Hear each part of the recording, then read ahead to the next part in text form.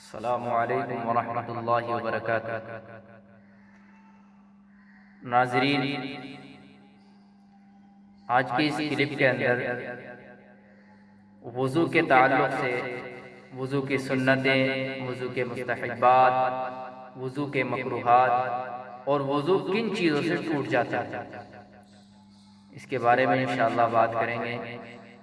اللہ تبارک و تعالی مجھے بھی آپ کو بھی عمل کی توفیق عطا فرما دے۔ سماعت کریں۔ وضو کے اندر جو سنتیں ہیں وہ 13 سنتیں ہیں۔ پہلی سنت وضو کی نیت کرنا، دوسری بسم اللہ پڑھنا، اور تیسری پہلے دونوں ہاتھ گٹوں تک دھونا۔ یہ گٹے ہوتے ہیں، یہاں تک ہاتھ دھونا، یہ تیسری سنت ہے۔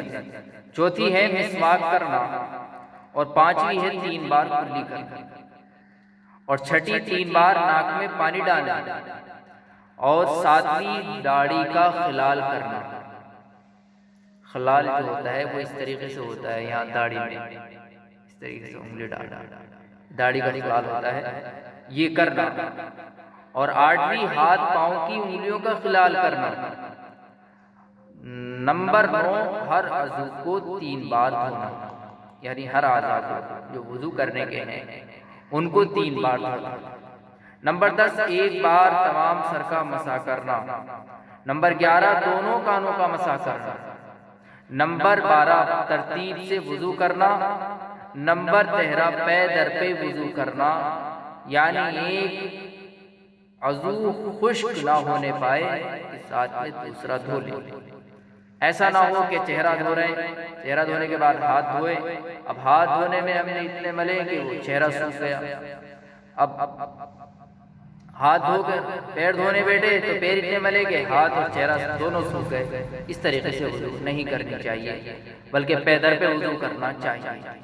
اور وضو کے اندر مستحبات جو ہیں وہ 5 ہیں، یعنی کہ جو بہتر ہوتے ہیں انہیں کر لیں تو بہت بہتر بات ہے۔ دائیں طرف سے شروع کرنا، اور 2 گردن کا مسح کرنا، اور وضو کا کام خود کرنا، دوسرے سے مدد نہ لینا۔ چوتھے ہے قبلے کی طرف رخ کرنا، رخ کر کے بیٹھنا، اور 5ویں پاک اور اونچی جگہ پر بیٹھنا۔ یہ وضو کے مستحبات ہوئے۔ اور مکروہات وضو وہ 4 ہیں، 4 مکروہات وضو ہیں جن سے وضو کا ثواب کم ہو جاتا ہے۔ پہلا ہے ناپاک جگہ پر بیٹھ کر وضو کرنا، ناپاک جگہ پر بیٹھ کر وضو کرنا، یہ پہلا ہے۔ دوسرا ہے دائیں ہاتھ سے ناک صاف کرنا، یعنی کہ داہنے ہاتھ سے ناک کو صاف کرنا۔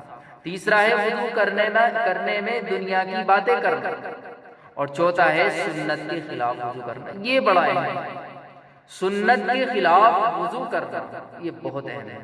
تو ظاہری بات ہے کہ اگر سنت کے خلاف وضو ہوگی تو ثواب کم ہو جائے گا، اس لیے اس سے پہلے ہمیں 13 سنتوں کا اہتمام بھی ضروری ہے۔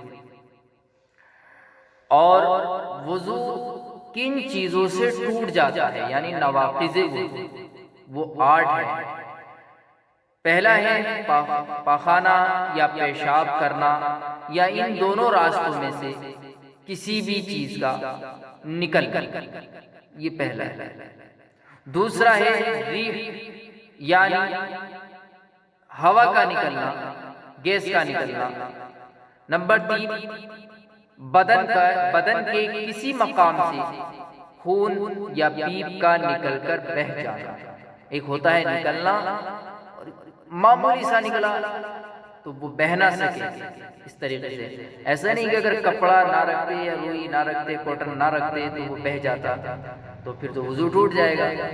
جو نکل کے خود بخود بہے نا وہ وہیں رکا رہے تو اس سے وضو نہیں ٹوٹے گا، اور اگر بہہ گیا تو وضو ٹوٹ جائے گا۔ تو بدن کے کسی مقام سے بھی خون یا پیپ کا نکل کر بہہ جانا، 3 ہو گئے۔ چوتھا ہے منہ بھر کے قے کرنا، الٹی آ جانا۔ پانچواں بیماری یا کسی وجہ سے بے ہوش ہو جانا۔ ساتواں چھٹا لیٹ کر یا سہارا لگا کر سو جانا۔